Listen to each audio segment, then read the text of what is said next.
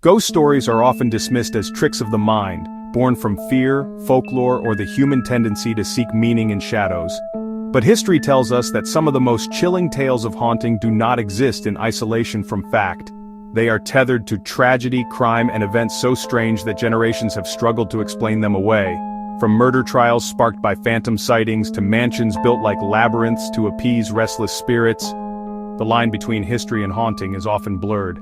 In these cases, the truth is stranger than fiction. What follows is a journey into 10 of the world's most unsettling hauntings, each one backed by a thread of historical record, eyewitness testimony, or undeniable tragedy. They are not just ghost stories, they are pieces of our shared human history, echoing through the centuries like whispers in a darkened hall. In the early 1800s, John Bell and his family settled on a farm in Red River, Tennessee. Life was peaceful until 1817, when the Bells began to experience violent disturbances, knocking on walls, spectral animals, and invisible forces that pulled at their hair and slapped them across the face. Soon, a disembodied voice emerged, calling itself Kate. This spirit tormented the family relentlessly, singing hymns, reciting scripture, and even engaging in full conversations with visitors. The haunting became so notorious that Andrew Jackson himself allegedly visited the Bell farm, only to flee after a night of eerie occurrences. The climax came with John Bell's mysterious death. A strange vial of liquid was found near his body. The family claimed the witch herself had poisoned him. Records confirm Bell's death and the community's fear. Though whether Kate was a spirit, a curse, or the result of psychological hysteria remains a mystery. Few places on earth are as steeped in blood and betrayal as the Tower of London. Built in the 11th century, it was not just a fortress but a prison of dread. Anne Boleyn, executed wife of Henry VIII, is said to wander its corridors with her severed head in hand. Lady Jane Grey, the 9-Day Queen, appears at twilight.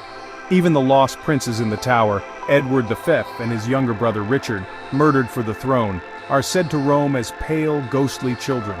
What makes the tower's hauntings compelling is not just folklore, but the sheer weight of history. Official records detail the executions, imprisonments, and murders within its walls. Yeoman warders and guards have filed reports of strange sightings for centuries. Whether the ghosts are products of trauma etched into stone or the imagination of those who walk its grounds, the tower remains a site where history and haunting are indistinguishable. The quiet suburb of Amityville, New York, became the epicenter of one of the most infamous hauntings of the 20th century. In December 1975, George and Kathy Lutz fled their home after just 28 days, claiming it was infested with evil. Green slime oozed from walls, crucifixes spun upside down, and demonic presences terrorized them. Their story inspired books, films, and decades of debate. The truth, however, is darker than the Lutz's claims. A year earlier, Ronald DeFeo Jr. had slaughtered his entire family in that very house, shooting them as they slept. The murders were real, brutal, and well documented. The haunting, many argue, was an exaggerated tale designed for profit. Yet even skeptics admit that the weight of such violence can leave behind an atmosphere that feels undeniably heavy. Whether haunted by ghosts or memory, Amityville is a house built on tragedy. In Essex, England, Borley Rectory earned its title as the nation's most haunted house. Built in 1862, it quickly gained a reputation for spectral monks, phantom carriages, and messages scrawled on walls. Local legends spoke of a monk and nun executed for forbidden love, doomed to wander the grounds forever. By the 1920s, newspapers breathlessly reported on its hauntings, and ghost hunter Harry Price arrived to investigate. Price published sensational accounts of his findings, including phantom footsteps and objects moving on their own. But after the rectory mysteriously burned down in 1939, rumors spread that Price himself had faked much of the evidence. Still, independent witnesses had sworn to apparitions, and parish records confirmed a medieval monastery once stood on the site. Whether fraud, folklore, or fact, Borley remains a cornerstone of British ghost lore. In the winter of 1803, London's Hammersmith district was gripped by fear. Locals claimed a ghost in white roamed the streets attacking passers-by. Panic reached a tragic peak when Francis Smith, armed with a shotgun, encountered a figure he believed to be the ghost. He fired, killing the man instantly. His victim was Thomas Millwood, a bricklayer wearing his white work clothes. Smith's trial became a legal landmark. The court ruled that mistaken belief was not a defense for murder, convicting him of manslaughter. Here, folklore led directly to death. and the haunting became more than a tale. It reshaped English law.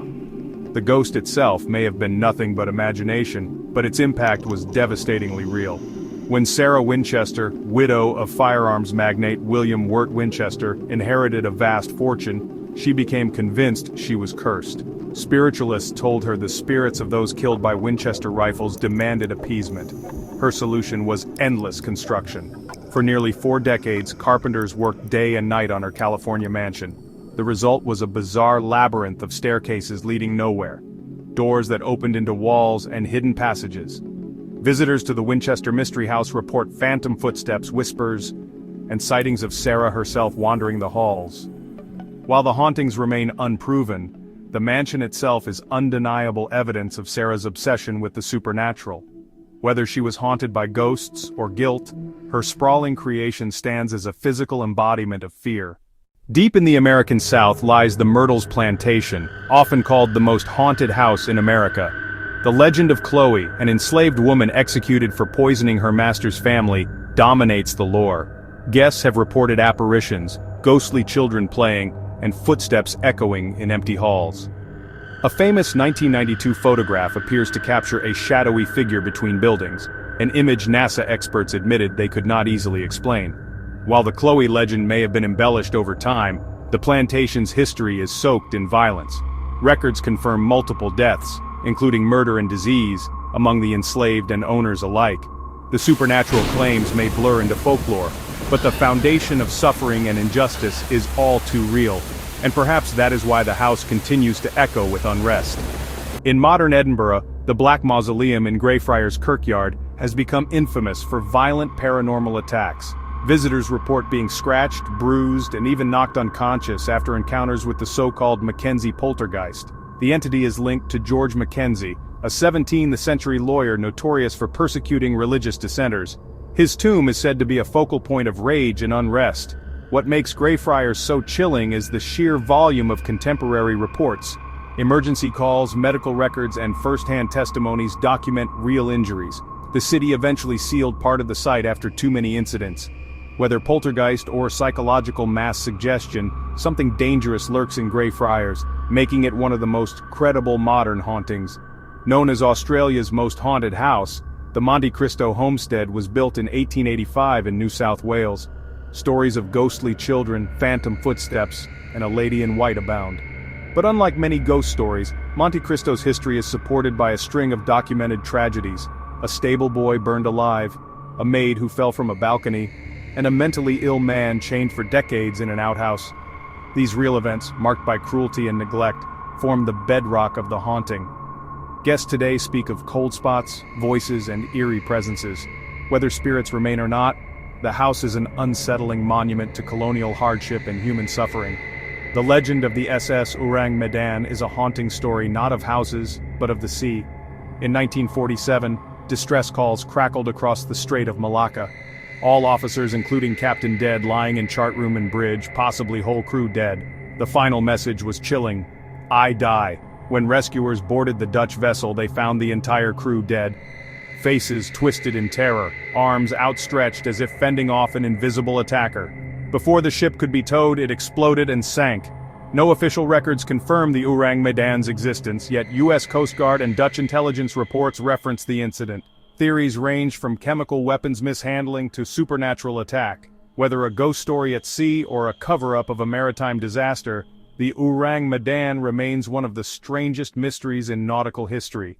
Across continents and centuries, these hauntings persist, not just because of ghostly tales, but because of the truth underpinning them. Death, tragedy, injustice, and fear have always left their mark on human imagination. Psychologists argue that trauma imprints itself on the places where it occurs, giving rise to folklore. Folklorists suggest that ghost stories preserve history, ensuring we do not forget the violence or injustice of the past. And yet, for those who have felt a cold hand on their shoulder, or seen a figure vanish into shadow, explanations are rarely satisfying. The blend of fact and the unexplainable is precisely what makes these stories endure. They are not just legends, but living reminders of the thin line between the known and the unknown. Hauntings are more than bedtime stories, they are reflections of history itself. Whether it is the Bell Witch tormenting a Tennessee farmer, Anne Boleyn pacing headless through the Tower of London, or the phantom crew of the Ourang Medan drifting into eternity, these tales endure because they speak to something deeper. They remind us that history is not always neat, that trauma does not always fade, and that perhaps some echoes of the past refuse to be silenced. In the end, it may not matter whether the ghosts are real. What matters is that the stories are. And in those stories lies a strange, unsettling truth. History itself is haunted, is